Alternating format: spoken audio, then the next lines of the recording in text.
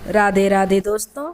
आज हम आपको सुनाएंगे अवसान माता की बहुत अच्छी कथा कि माँ का जीवन में क्या महत्व होता है। अगर आपको हमारी कहानी पसंद आए तो प्लीज़ हमारे चैनल अपनी संस्कृति को लाइक करें, सब्सक्राइब करें और शेयर करें। एक गांव में एक छोटी सी लड़की अपने परिवार के साथ रहती थी। वह बहुत ही नेक दिल और संस्कारी थी। हमेशा अपने बड़ों का आदर करना और पूजा पाठ करने की उस छोटी सी लड़की में बहुत लगन थी। इसलिए वह परिवार में सबकी चहेती थी। गांव में जहाँ भी अवसान माता की पूजा होती थी, वह अपनी दादी के साथ पूजा में जाती थी और पूजा को बड़े ध्यान से देखती थी।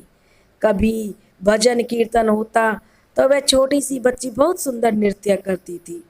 सब लोगों की वह चहेती थी। अब धीरे धीरे वह बड़े होने लगी और दादी की उम्र बढ़ने से दादी भी अस्वस्थ रहने लगी। जब किसी की पूजा में दादी अपनी बीमारी के कारण नहीं जाती थी तो वह अकेली ही चली जाती थी, लेकिन वह कोई भी पूजा नहीं छोड़ती थी।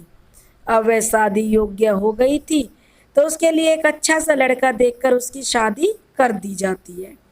जो उसका पति होता वह एक व्यापारी था और वह ऐसी संस्कारी पत्नी पाकर बहुत खुश था। अब शादी के बाद वह अपनी ससुराल में खूब पूजा पाठ करती थी। ऐसे ही खुशी के साथ समय बीत रहा था। अब शादी के 1 साल बाद उसको एक पुत्र रत्न की प्राप्ति हो गई। पुत्र को पाकर दोनों पति पत्नी बहुत खुश थे। अब उन दोनों ने मिलकर अपने घर में अवसान माता की पूजा भी करवाई, जिससे उन्होंने 7 सुहागिनों को बुलाकर कथा कहानी आरती करी, जिससे काफ़ी समय लगता है। इस समय बीच में उनका पुत्र एक बार भी नहीं रोया। उसे ऐसा महसूस हो रहा था जैसे स्वयं माता रानी उसे खिला रही हो। दोनों पति पत्नी ने अपने पुत्र का नाम माधव रखा। दोनों पति पत्नी अपने बेटे की परवरिश बिल्कुल राजकुमारों की तरह करने लगे। अब उसका पति तो एक व्यापारी था, इसलिए उसको सुबह सुबह काम पर जाना पड़ता था और रात को घर आता था लेट सेट। कभी कभी तो कई कई दिन भी नहीं आ पाता था।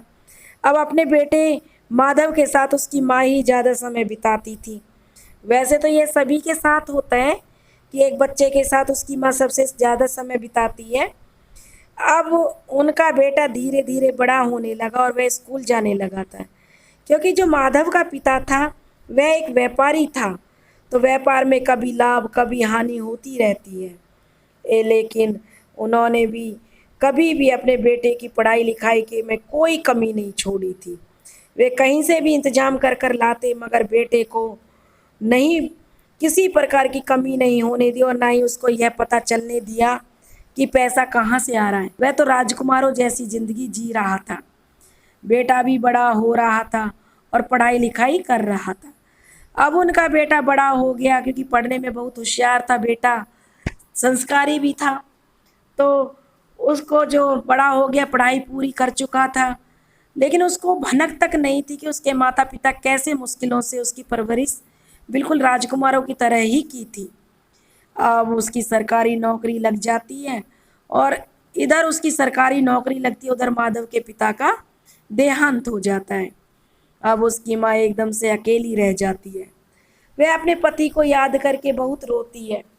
उधर जो माधव था, अब तक तो बड़ा होनहार था, उसकी माँ का वह एक ही सहारा था, लेकिन माधव की अच्छी नौकरी थी तो उसने अपनी माँ को बिना बताए अपनी पसंद की लड़की से शादी कर ली।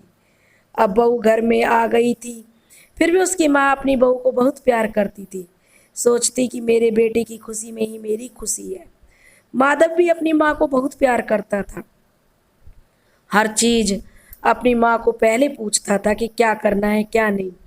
काम करने से पहले उसकी हर चीज़ में सलाह लेता था। उसकी माँ तो इसी से खुश थी कि मेरा बेटा तो मेरी फिक्र करता है, और वह अपनी पूजा पाठ में ध्यान लगाती थी। जहाँ कहीं कथा या अवसान माता की पूजा होती तो उसमें शामिल होने चली जाती थी। इधर कुछ दिन बाद उसकी बहू को यह कतई पसंद नहीं था कि उसकी सास जो इतना पूजा पाठ करती है, घर में कोई काम नहीं करती है, तो बहू को अपनी सास कतई पसंद नहीं थी। कि उसको यह भी पसंद नहीं था कि उसका पति माधव अपनी माँ को इतना महत्व देता है। वह उस घर और पति माधव पर सिर्फ अपना ही अधिकार समझती थी। कहते हैं ना, हाथी के दांत खाने के और दिखाने के। और वह अपने पति के सामने तो अपनी सास की बहुत सेवा करने का दिखावा करती, और पति के ऑफिस जाने के बाद वह अपनी सास को बहुत सताती। ना तो उसको पूजा पाठ करने देती, ना ही उसको कहीं जाने देती, और उससे घर का सारा काम करवाती। और जैसे ही उसके पति का आने का टाइम होता तो खुद काम करने लगती, और ऐसे दिखाती कि वह कितना काम करती है, और अपनी सास की भी कितनी सेवा करती है, कितना ख्याल रखती है उसका। अब माधव की माँ बेचारी सोचती कि मेरा बेटा हारा थका नौकरी करके आया है, अगर मैं इसे कुछ बताऊंगी तो बेकार में घर में कलह का वातावरण बन जाएगा, और यही सोचकर वह चुप रह जाती। अब जो माधव की पत्नी थी, उसको अपनी अस्फूटी आंख नहीं सुहाती थी, और उसने सोचा अगर यह बुढ़िया वृद्धाश्रम चली जाएगी फिर तो सारे घर में मेरा ही राज रहेगा। अब उसने धीरे धीरे अपने पति के कान भरने शुरू कर दिए।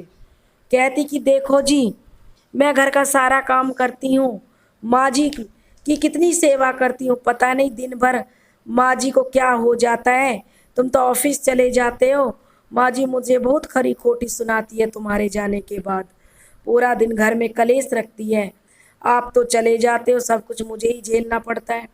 उसका पति कहता कोई बात नहीं, मैं माँ को समझा दूंगा, वह ऐसा नहीं करेगी। और जब माधव अपनी माँ से पूछता कि माँ तुम अपनी बहू के साथ ऐसा गलत व्यवहार क्यों करती हो, तो वह बेचारी इस वजह से चुप रहती कि अगर बेटे को सच्चाई बता दी तो घर की शांति भंग हो जाएगी, बेटे और बहू के रिश्ते में दरार आ जाएगी। जिससे माधव कुछ और ही समझता था माँ की चुप्पी को, कि माँ बोलती नहीं थी तो सोचता था कि शायद मेरी माँ मेरी पत्नी के साथ ऐसा ही व्यवहार करती है, मेरी माँ मेरी पत्नी को पसंद नहीं करती है, इसलिए वह ऐसा करती है। उधर बेचारी उसकी माँ अवसान माता से प्रार्थना करती, कहती कि हे अवसान माता, मेरे घर में सुख शांति बनाए रखना, मेरे बेटे की रक्षा करना। बच्चे चाहे कितना भी गलत करें, हर माँ के दिल में अपने बच्चों के लिए हमेशा दुआ ही निकलती है। जबकि माधव तो था ही अच्छा बेटा, लेकिन कहते हैं ना, जब रोज रोज कोई कान भरने लगे तो एक दिन दिमाग में आ ही जाता है कि शायद यह मुझसे कह रही है तो वह सच्ची है। यही माधव के साथ होने लगा। बीवी के रोज रोज कान भरने से वह बदलने लगा, और अपनी माँ पर चिल्लाने लगा, और कहता कि मैं हारा थका घर में आता हूँ और मुझे घर आकर भी 2 मिनट का चैन नहीं है, क्योंकि आज उसकी पत्नी ने तो हद ही कर दी थी। आते आते ही उसने ड्रामा रच दिया था, और माधव से कहने लगी, या तो तुम्हारी माँ रहेगी इस घर में या फिर मैं रहूँगी, आपको निर्णय करना ही होगा। अब निर्णय होता है कि कल वह अपनी माँ को वृद्धाश्रम छोड़ आएगा। उधर बेचारी माँ का तो रो रो कर बुरा हाल था, ले देकर इस दुनिया में एक अपना बेटा ही था, और वह भी कल दूर हो जाएगा। तो वह अफसान माता से मनौती मांगती है कि हे माता रानी, मेरे घर में पहले की तरह सुख शांति कर दे, मैं तेरी पूजा करवाऊंगी। जब सच्चे भक्त दुखी होते हैं तो माता रानी कहाँ अपने भक्तों को दुखी देख सकती है। माता रानी की कृपा से उसके बेटे का दिमाग बदल जाता है।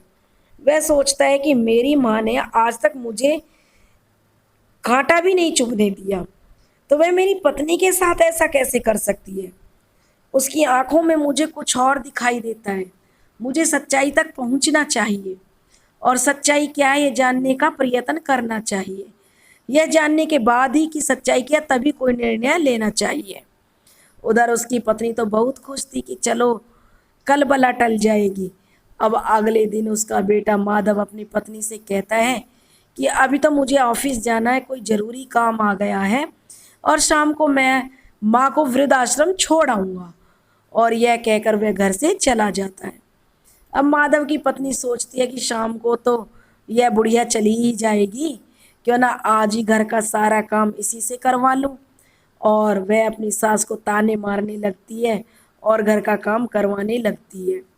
उधर माधव ऑफिस जाने का बहाना बनाता है और छिपकर सब देख लेता है, कैसे उसकी पत्नी उसकी माँ को इतना दुखी रखती है, और सारा दोष भी वो अपनी सास पर लगा देती है। अब माधव घर आ जाता है तो अचानक पति को सामने देखकर उसकी पत्नी चौंक जाती है और कहती है कि मैंने तो माँ जी से काम करने के लिए मना किया था, लेकिन यह यही नहीं मान रही हैं। यह देखकर माधव अपनी पत्नी पर बहुत तेज चिल्लाता है और उसे घर से निकल जाने के लिए बोलता है और अपनी माँ के पैर पकड़कर माफ़ी मांगता है कि मेरी पत्नी ने माँ के साथ इतना घटिया व्यवहार किया और मैं कुछ न कर सका और अपनी माँ को ही गलत समझने लगा। इस पर वह अपनी माँ से बार बार माफ़ी मांगता है तो उसकी माँ अपने बेटे को उठाकर गले से लगा लेती है। उधर माधव की पत्नी को जब वो ऐसे घर से निकालने लगता है तो उसकी सास कहती है कि नहीं बेटा, यह हमारे घर की बहू है, यह हमारी इज्जत है। अगर बेटी पत्नी बनकर किसी की भी बेटी हो ससुराल आ जाती है तो फिर उस घर से उसकी अर्थी ही उठती है। यह कहकर, क्योंकि उसकी माँ तो बहुत संस्कारी थी, तो वो कहती है नहीं बेटा, बहू को तुम माफ़ कर दो। जब बहू यह देखती है कि मेरी सास का हृदय कितना विशाल है, कि मैंने उसके साथ इतना बुरा किया तब भी उसके दिल में मेरे लिए कितनी ममता है, तो वह अपनी सासू माँ के पैर पकड़कर माफ़ी मांगने लगती है और कहती है माँ, मुझ जैसी बहू को तो सज़ा मिलनी ही चाहिए, मुझे माफ़ कर दो। तो उसकी सास उसे उठाकर गले से लगा लेती है और उसे समझाती है अगर सुबह का भूला घर आ जाए तो उसे भूला नहीं कहते हैं, और अपनी बहू को गले से लगा लेती है और उसे माफ़ कर देती है। फिर वह अपनी बहू से कहती है कि मुझे जो अवशान माता की पूजा करानी है, तो अगले दिन संयोग से गुरुवार ही था, तो सारी पूजा की तैयारी उसकी बहू करती है और 7 सुहागनों को बुलाकर माता की कथा, आरती और जो भजन कीर्तन होता है जिसमें बहू बढ़ चढ़कर भाग लेती है। क्योंकि पहले तो वह अवशान माता की पूजा अपनी सास को भी करने नहीं देती थी, खुद तो कुछ करती ही नहीं थी, लेकिन अब से वह अवशान माता को बहुत मानने लगती है और अपनी सास की बहुत सेवा करने लगती है। हे अवशान माता, जैसे तुमने उसके बेटा और बहू को सद्बुद्धि दी, ऐसे ही सबको देना। कहते सुनते हुंकारा भरते कि बोलो अवशान मैया की जय।